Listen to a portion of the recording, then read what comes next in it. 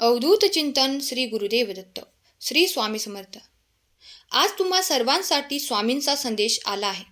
चला तर मग शांत मनाने, एकाग्र चित्ताने संदेश ऐका. आज तुम्हाला स्वामी काय मार्गदर्शन करत आहेत. जर तुम्ही मनामध्ये एखादा प्रश्न विचारला आणि तुम्हाला जर या संदेशामार्फत त्याचं उत्तर मिळालं तर स्वतःला भाग्यवान समजा. स्वामी कोणाला मार्गदर्शन करत नाहीत, असेच स्वामी कोणाला सेवेत आणत नाहीत. त्यासाठी स्वामींची कृपा असावी लागते.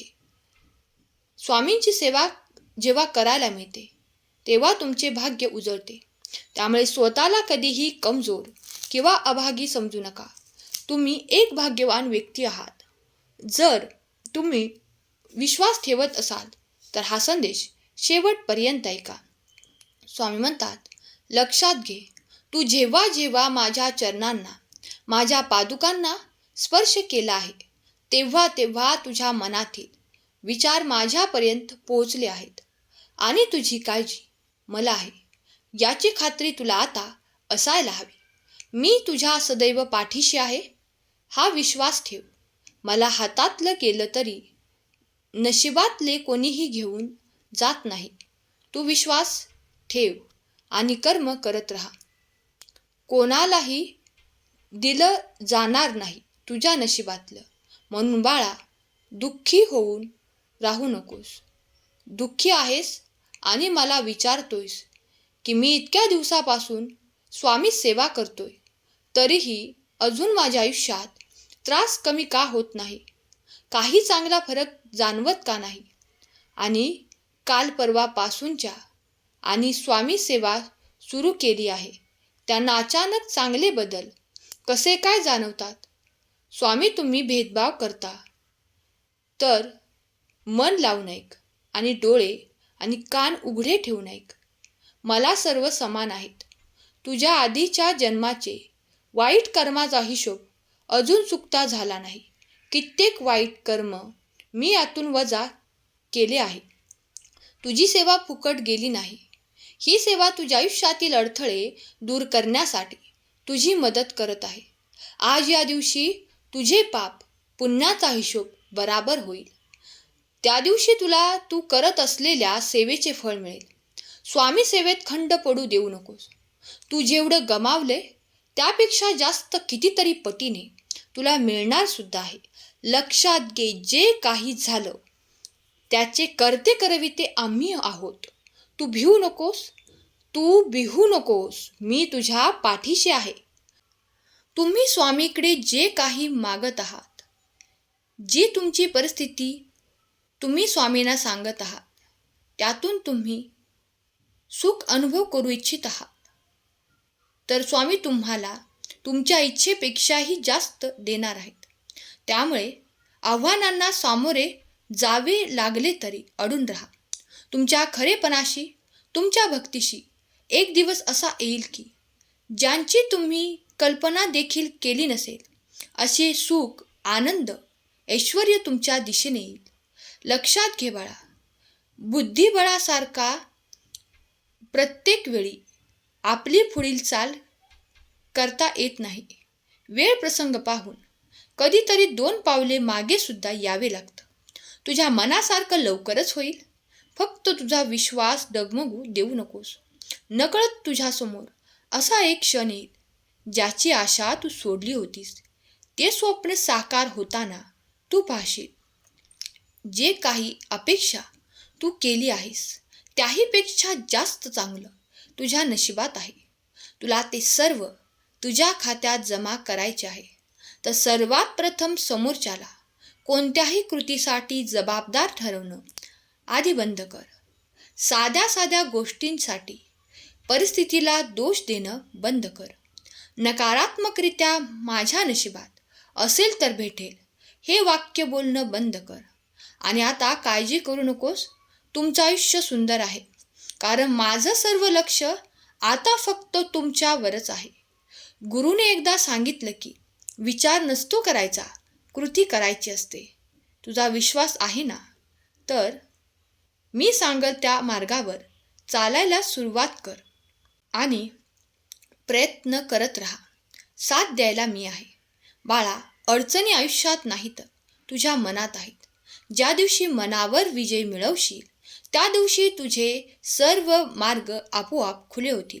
अवधूत चिंतन श्री गुरुदेव दत्त.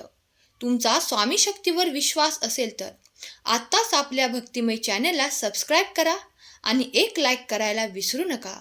लक्षात ठेवा, तुमचं एक लाईक प्रेरणा देतं आणखी नवनवीन संदेश बनवण्यासाठी. स्वामी म्हणतात, तुमच्यासाठीच आजचं स्वामींचं मार्गदर्शन आहे.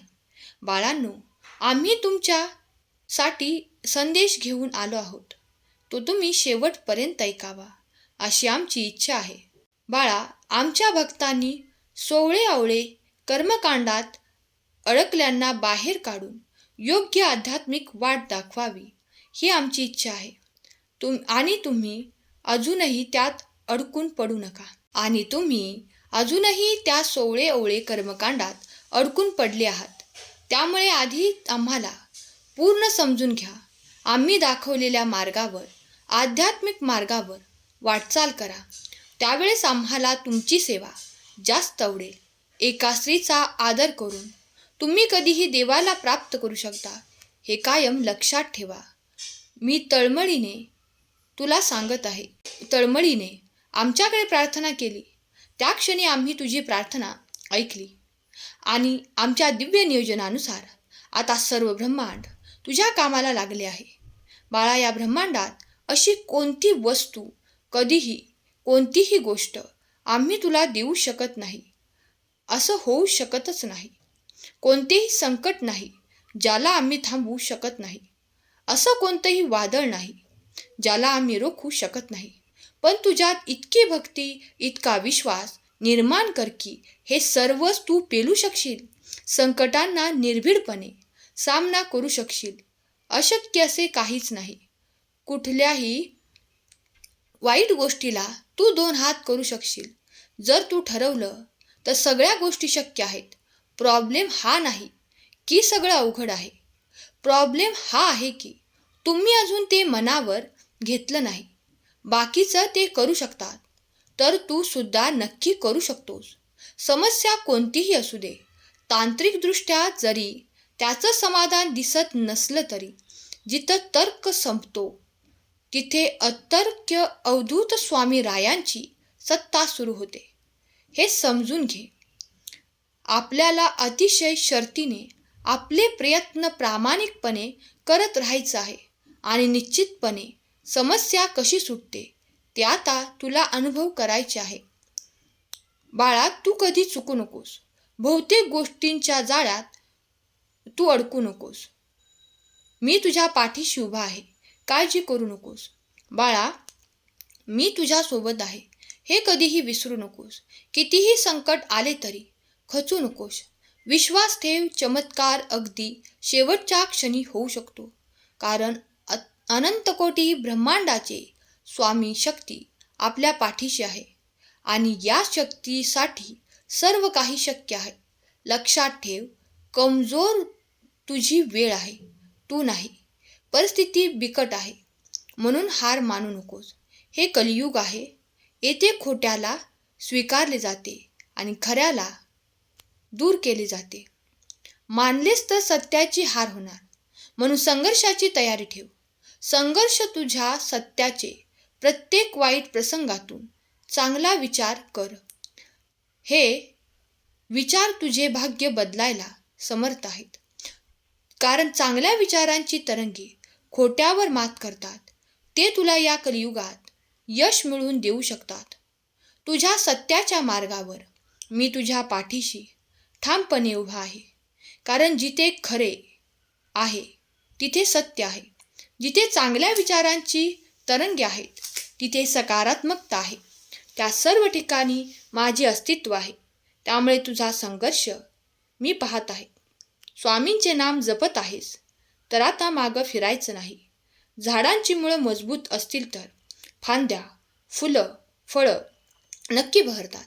अगदी तसेच तू फक्त प्रामाणिक कर्म कर. लवकरच तुझ्यावर स्वामी कृपा होणार आहे. आयुष्यात संयम ठेवा. प्रत्येक गोष्ट ही वेळ आल्यावर होणारच आहे. प्रत्येक दिवशी प्रयत्नशील राहून आपलं काम अजून चांगलं करत राहा. तुम्हाला तुमचे फळ वेळ आल्यावर नक्की मिळणार. कारण पानगळ झाल्याशिवाय झाडाला नवीन पालवी येत नाही. त्याचप्रमाणे कठीण प्रसंगाचा सामना केल्याशिवाय चांगले दिवस येत नाहीत. त्यामुळे तू वेळ वाया घालवू नकोस आणि माझ्या भक्तीत रममान हो. तुला जरी असे वाटत असेल की वेळ लागत आहे, खूप वाट पाहावी लागत आहे, तर विचार कर, घरापेक्षा राजवाडा तयार व्हायला वेळ लागतोच. अवधूत चिंतन श्री गुरुदेव दत्त. जर तुमचा स्वामी शक्तीवर विश्वास असेल तर आत्ताच आपल्या चॅनलला सबस्क्राईब करा आणि एक लाईक करायला विसरू नका. तुमचे एक लाईक प्रेरणा देते नवनवीन संदेश बनवण्यासाठी. स्वामी तुमच्यासाठी मार्गदर्शन करत आहेत, तर हा संदेश शेवटपर्यंत ऐका. स्वामी म्हणतात, आपलं म्हणून मला साथ घाल. प्रत्येक गोष्टीपुढे दैवी लिहिलेलं आहे. प्रत्येक गोष्ट कारणाशिवाय घडत नाही. दररोज किमान 1 घंटा तरी तो तुझ्या देवासाठी दे. तुझ्या मनातील गुपित मी पाहतोय.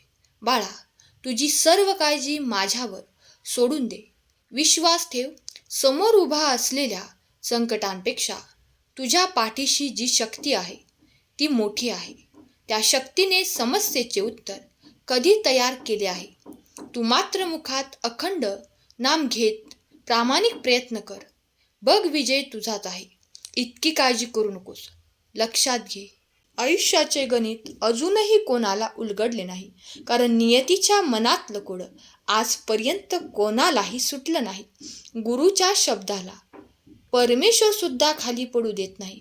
कारण कोणत्याही संकटाच्या वेळी गुरु आपल्या शिष्याला कधीही एकटं सोडत नाही.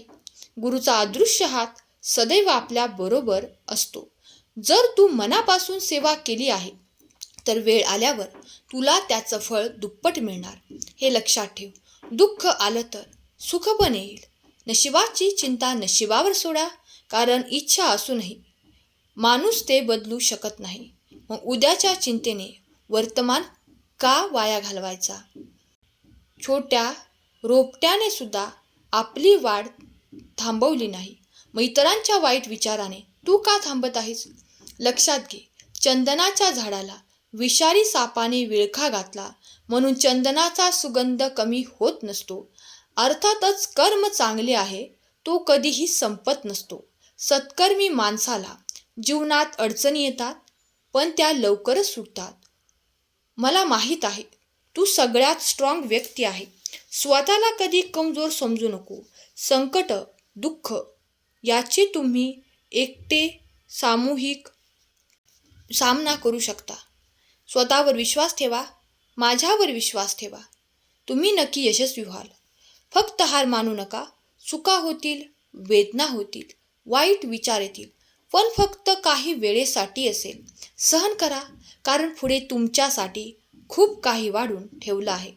तुम्ही आज स्वामींना वचन द्या की तुम्ही जीवनात हार कधीच मानणार नाही. कारण तुमचा येणारा काळ सुवर्णकाळ आहे. पण त्यासाठी काही दिवस काट्यावरून चालावे लागेल. त्यानंतर फुलाची वाट तुमची वाट पाहत आहे.